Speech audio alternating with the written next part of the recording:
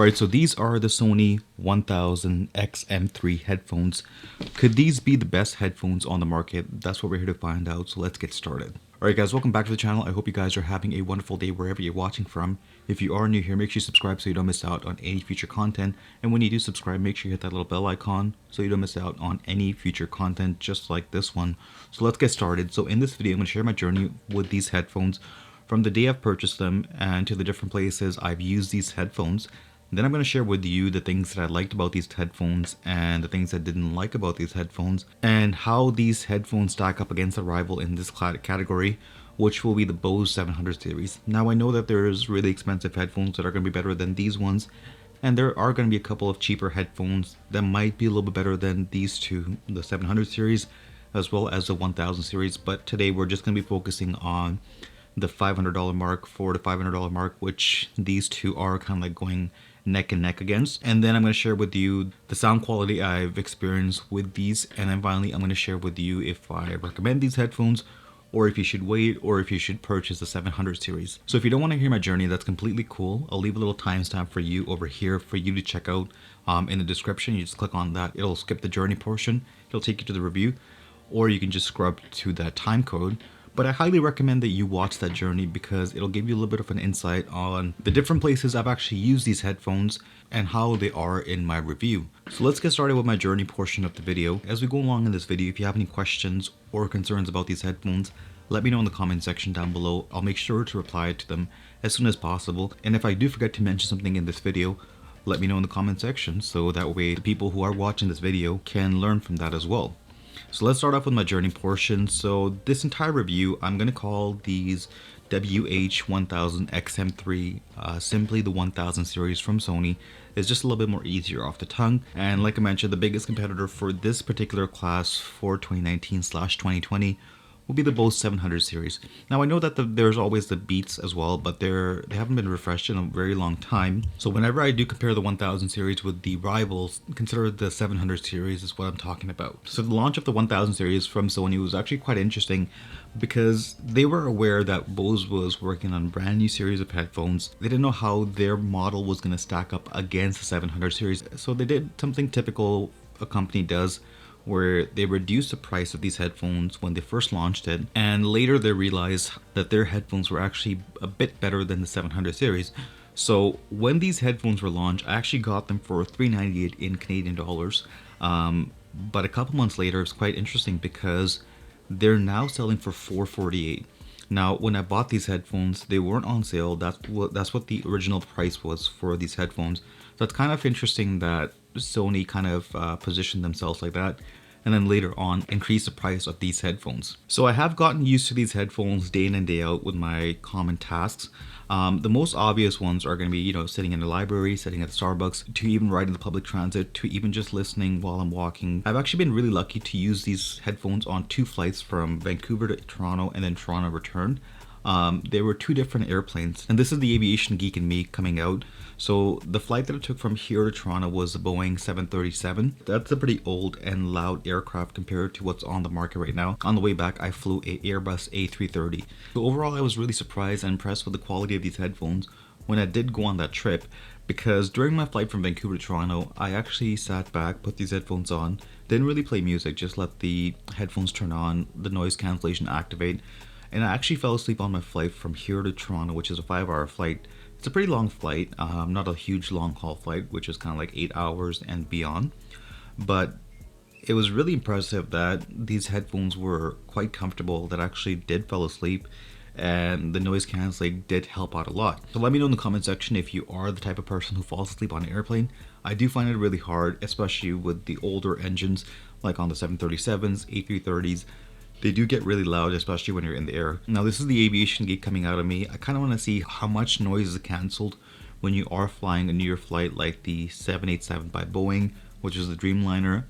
It has a quieter engine, to even the A350. I kind of want to see how it stacks up to these headphones, but I'm pretty sure that, with the A330 and 737s, if it was able to reduce the noise by 80 to 90%, I'm pretty sure you won't be able to hear that much if you are flying on an A350. So going back to the whole Starbucks experience, I've actually used these while I was working at Starbucks, and when the noise cancellation is on and I'm listening to my music at 50% of the volume, I'm not able to hear any of the outside or the Starbucks music or even people talking or walking around unless they're really loud, which is quite obvious. Now, when we're talking about public transit, these headphones do fairly well, riding on the bus to SkyTrain, as long as those engines are fairly new, particularly with the SkyTrain. If the SkyTrain's really old and it's screeching all the way, obviously it's not going to cut out all the noise.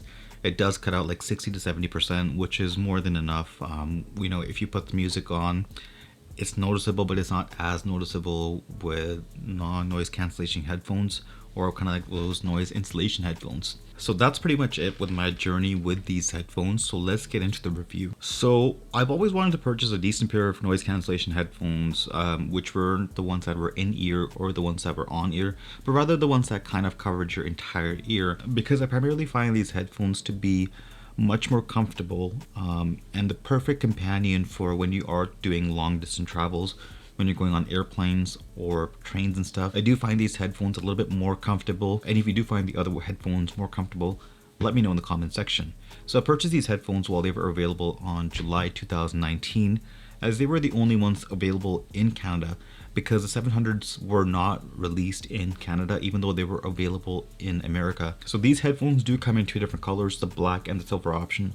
So the one that you see over here is obviously the black option.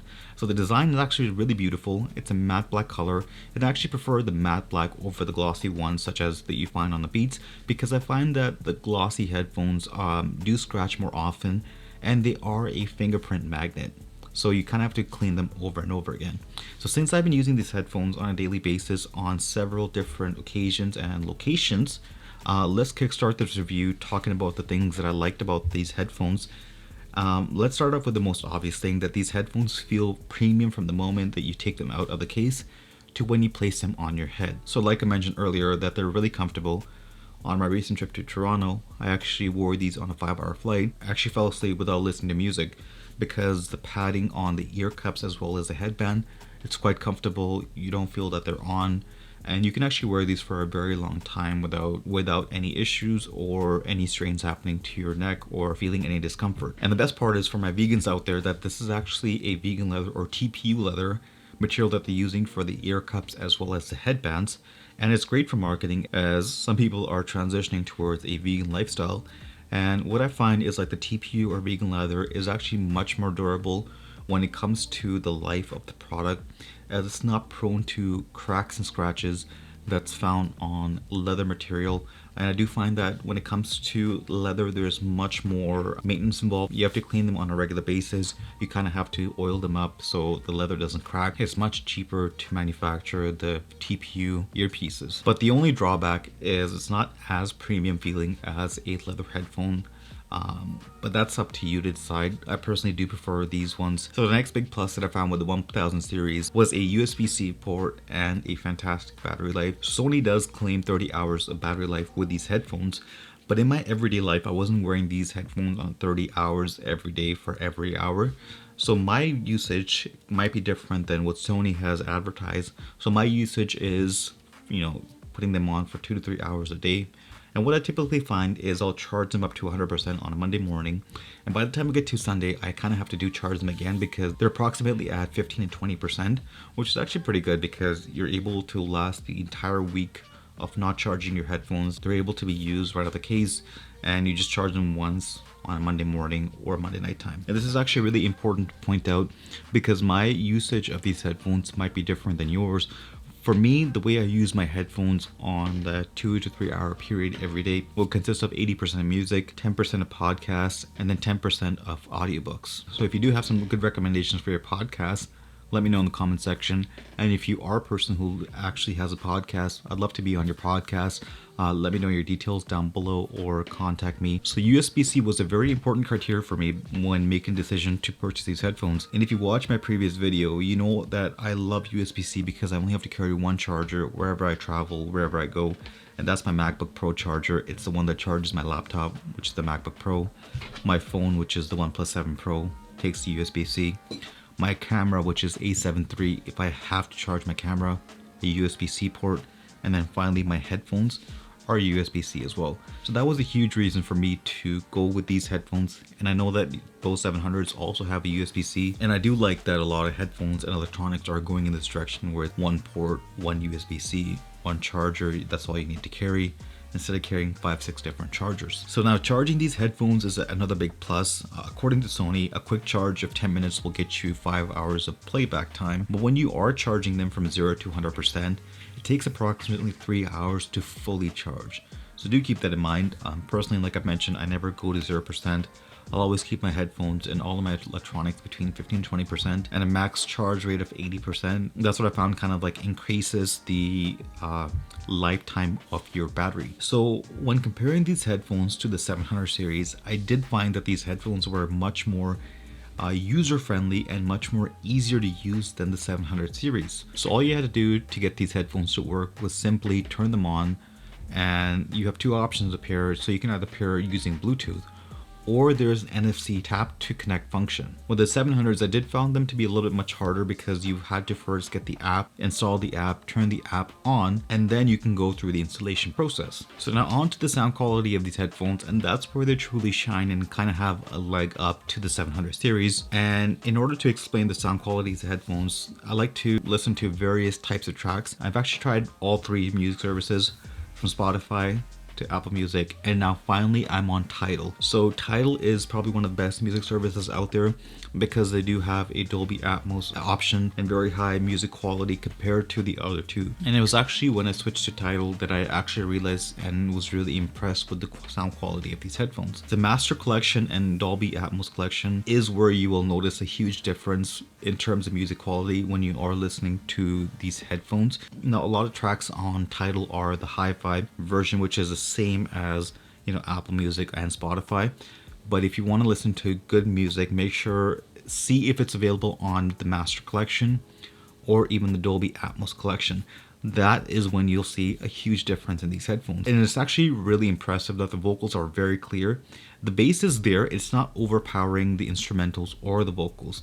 And that's how I personally like my headphones. I know when comparing to the 700 series, I found that the 700 series had a much lower bass and a much flatter profile out of the box. I know that you're able to tweak them up and down with the different options, but I personally would have preferred to have them fine-tuned out of the box. That way it's much easier for a user to use the headphones, not being forced to open an app and kind of work with the app to make sure that the sound quality is what they want. Now, I know a lot of people are going to be really upset when I say this. I don't like the Beats for just one reason, and that reason is the bass on those headphones is actually very, very high, and it kind of ruins the overall listening experience. And if you do like headphones with a lot of bass, let me know in the comment section if you like the Beats headphones or if there's other ones that you think are probably the best ones. And because I do find that when I listen to the Beats, it's a little bit too much bass. You can't hear the vocals properly and it kind of ruins the experience. It's more of, you know, a bass specific headphones. Like I mentioned earlier and throughout the review, the noise cancellation on these headphones is amazing compared to the 700 series. It's not that much of a difference. You might notice a little bit in certain scenarios. Probably 5 to 10%. It might be a little bit less on the 700 series. If you're comparing just the noise cancellation between these two headphones, you're not going to notice that much of a difference, but I did find that the 1000 series are a little bit better. Now, similar to the 700 series, the 1000 series, when you put them on, you're automatically placed in the highest noise cancellation possible. But when you download the app, you have different options to choose from, desired levels to the highest noise cancellation option available, to listen to cars, to people talking, or just the lowest one, which is kind of like they're walking. So if you're walking at night and you want to listen to these headphones and you want a little bit of noise cancellation, you can put that on. That way you can hear yourself walk, as well as somebody who's walking behind you can also hear that. So the HD noise cancelling processor QN1 chip does a really great job when you are canceling noise in like a very, very loud environment, like riding the buses to even flying on an airplane. Another cool feature on these headphones and on the 700 series is the quick cancellation feature. Is if you want to chat with someone or just hear an announcement, all you gotta do is just place your right hand over the right earpiece. It'll cancel out the noise cancellation, reduce the volume of the music that you're listening to, so that way you can hear the person talk and or even hear announcements. Now with the Sony app, you have different options available to set up a variety of equalizers, And should you be interested in that, overall I find that the app is user friendly and continues to improve with every update that they send out. Now you do have the ability to have virtual assistants with the 1000 series, and I did find something interesting is that on the box it just shows Google Assistant and Alexa available, but Siri is not listed. I don't know if it's a licensing feature issue or they had to pay more for having Siri on the box, but these headphones do work with Siri as well. Now, a couple of things that I did like about these headphones and what Sony has done with the packaging is that you actually get an auxiliary cable out of the box, and the reason behind it is if the battery of these headphones die, you can continue to use your headphones using the auxiliary cable. Simply plug it into your auxiliary port and listen to your music, but do keep in mind that if your headphones die, you can't use the noise cancellation feature. You also get a charging cable out of the box. It's a USB-A to USB-C cable, but you don't get an adapter. I think in 2019/2020, it's kind of obvious that everybody has a USB-A charging adapter, so that's why they didn't include it, and I'm okay with that. Alright, so let's get into the conclusion of this particular video. It's gone for too long. I didn't change my outfit just to talk about the conclusion. My camera's battery died. So overall, the Sony headphones are pretty great, the 1000 series. I mean, there's some bad parts and some good parts, so let's kind of bring it in for the bad parts about these headphones. So one of the things I didn't like about these headphones will have to be the case that Sony has designed for these headphones. Compared to the 700 series, from the case, the way they're placed, as well as the little compartments for the audio jack and the USB charging, feel premium. On the Sony 1000 series, it doesn't feel premium. I mean, you're charging almost the same price as the 700 series. I kind of wanted to see a better design for the case. I'm okay with the way it's designed with the cloth material. However, I would have preferred a TPU leather material. But one of the things that really irritates me about these headphones will be the way that you have to fold them and place them inside of that case. Similar to the 700 series where you kind of have to just place them, take them off, place them inside. I kind of wish that Sony does that for the next series. Second thing I don't like about these headphones is on the inside, there is no direction inside of the earpieces. I know there's a small one right above the earpiece, but the 700 series had it inside of the earpiece, and that was a huge plus because for somebody who's actually getting used to these headphones, and to this date, I mean, after using it for 6-7 months, I have to double check to see the left and right arrow to make sure that I'm wearing the right side. On the 700 series, the left and the right are really big, so it's much easier to notice right when you take it out of the case. You just look at the headphones as you're putting it on, so you know which side you're putting them on into. Now, those are my only two things that I didn't like about these headphones. If there's something that you didn't like about these headphones, let me know in the comment section. Now, on to the good parts about these headphones. These headphones are really great quality in terms of the music quality, the overall ear cups, the comfort, the headband. And I know that they're built to last for at least a couple of years. The sound quality on these headphones is absolutely amazing, and you truly notice that big of a difference.